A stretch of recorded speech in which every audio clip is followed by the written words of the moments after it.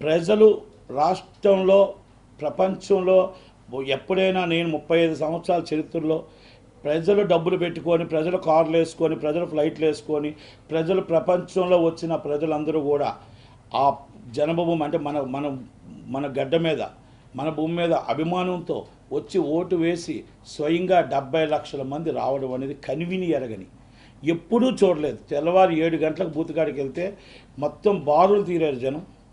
ప్రతి ఒక్కరూ ఓటు వినియోగించుకోవాలని ఒక ఆలోచనతో వచ్చారు. అది ఎప్పుడు వస్తుందంటే ఒక అధికార పక్షం మీద యాంటీ ఉంటే, ప్రతిపక్షానికి మనకు రాజధాని లేదు కాబట్టి ప్రతిపక్షం కావాలనుకుంటే, అధికార పక్షంతో మనం పడుతున్న బాధలు బట్టి అలాంటప్పుడు మనకు ఓట్ల శాతం ఎప్పుడు పెరుగుతుంది.